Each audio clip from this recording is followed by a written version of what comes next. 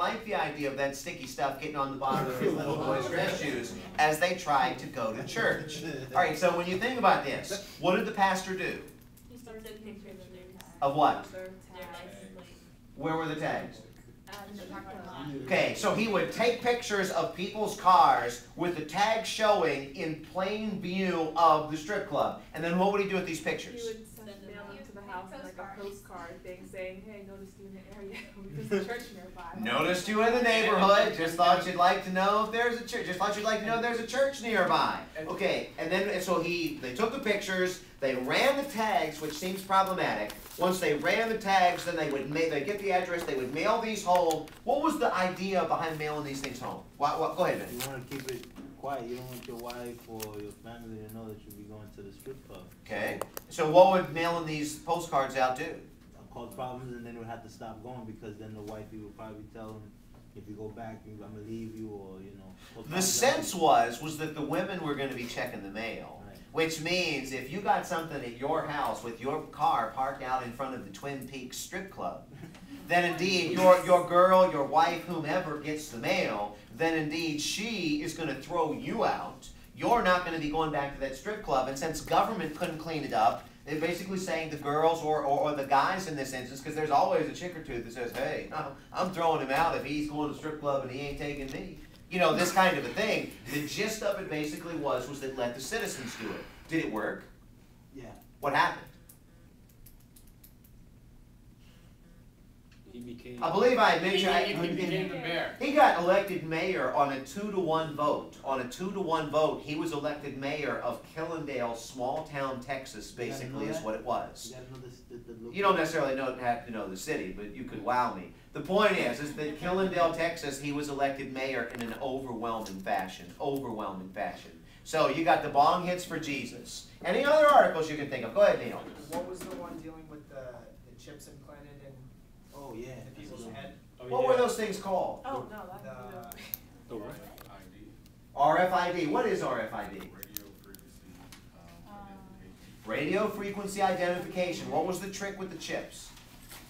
Would be implanted in some part of your body and it identifies like your interests, your dislikes when you're at social gatherings and stuff like that. Okay, that's true. So they're going to put a chip in you that's going to have information on it. Yeah. And it's going to have information, like you said, and I believe the way that they contexted it was to say, let's say that you're a little shy. I believe they even said in the article, let's say you're looking for love, and you're going to a party, and you're a little bit overwhelmed by walking into this place. Well, if you get this certain chip implanted, these chips are going to be able to talk back and forth. So as soon as you walk in, you're going to know everybody's information, and actually, as you said, they're going to know yours. They're going to know your interests. They're going to know your drink of choice. They're going to know your favorite Seinfeld episode. They're going to know your availability for a date on Friday. These kinds of things. Boom, boom, boom, just like that. And there were some beneficial uses of this, right? I believe I'd given you the article, Colette, wasn't it? Okay, what were some of the benefits that they could use this for that maybe even in some instances they already are using it for? Doctors can get health information. Okay, doctors can get health information. So if you get knocked out, they're going to know what medication you're on, what you're allergic to, what your blood type is, just with the scan of the chip. What else? They're using it to identify Katrina victims. They're using it to identify victims in natural disasters, and Katrina was the most specific one at that point. Anything else? I believe we had talked about Michonne in this sense. Kids, you can find your kids if they're missing. Isn't it amazing? We talk about kids and Michonne controlling her kids, and everybody's, yeah, she wanted to put the chip in there so that she could keep track of her kids so that they wouldn't be kidnapped. And I believe I had referenced that new AT&T commercial where the mom lets the daughter go off shopping for the first time, and she's got that network up there. Well, now, you know, you plant this, the network's always there. You've got a GPS signal. Even if the kidnapper tries to take away the phone, they're not necessarily going to be able to get at the chip. What's the scary part of it, Colette? A privacy issue because the government or sponsors can target you for ads and things. They can. And what was the example of the ad? How could they do it? The beer, I think, they could find out how much beer you drank and when you last drank it, how many peanuts you drank with it. Basically, what they could do with this chip is it starts off that they're going to be able to scan it and get medical information, but there's a sense that you're going to be able to swipe this thing like a debit card. And the sense is that when you go and purchase beer or whatever, you know, you're gonna be able to get this permanent record going of exactly what you buy, when you buy it, how much of it you buy, and then typically if you have a beer every day that you get off work, they're gonna be able to begin to beam advertisements into your chips. Meaning, this is not just gonna be going into your spam box, or it's not gonna be a commercial that you can TiVo through. This is gonna be going ultimately straight into your head, which is kind of a scary thought. What was the part of the First Amendment that this actually violated? One thing is 100% protected in the First Amendment. Privacy? No, not privacy. If you don't ask for it, if you don't request it, then they're not allowed to advertise it to you, like we were talking about the porn magazine. If, Yeah, let's hold off on porn for now. What else, what was it that basically was 100% protected?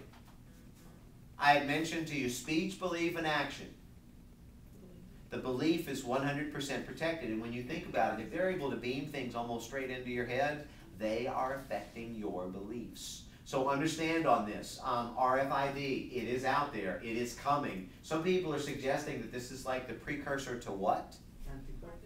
The mark of the beast kind of a thing, because you're not going to be able to buy goods, services, travel, do any of these kinds of things without this chip in there. And the other example I had given you was of Minority Report, when they would scan your eyes and then you would get a sense of what your previous purchases were. That would be another way that they could conceivably use this particular chip. So you had RFID. Anything else that you could think of? Go ahead.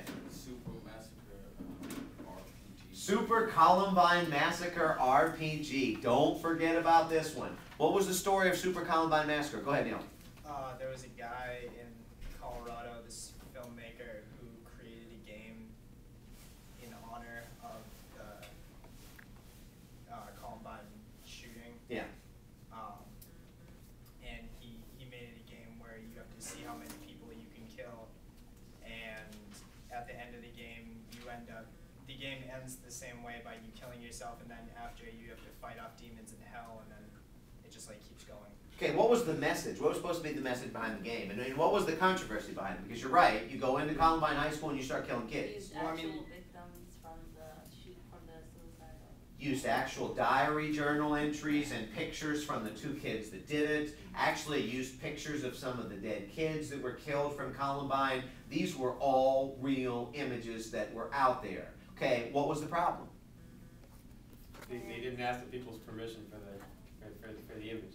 Okay, that's true. Anything else? It was offensive. It was very offensive, especially if you lost somebody in that particular shooting. What else? What was the issue? Was it legal to do?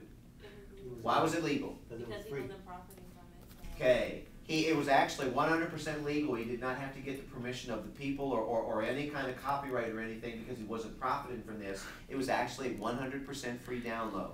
So when you think about this, is it distasteful? Yes. Is it, just in completely poor taste? Absolutely it is. But is it legal? Yeah, remember the First Amendment, and Benny, I think you said this a few minutes ago, is not based on taste, it's based on the freedom of expression. Freedom of expression, and since he wasn't profiting, that made this okay. Go ahead, Ramon. You say it's free, but can you argue that, let's say if he comes out with another game and it's like a hit, and he charges that one, can you argue that the one that was free kind of jump-started his career? I would imagine that somebody would try, but I don't know that you'd be able, that would be a tough case to win. It'd be a tough case to win.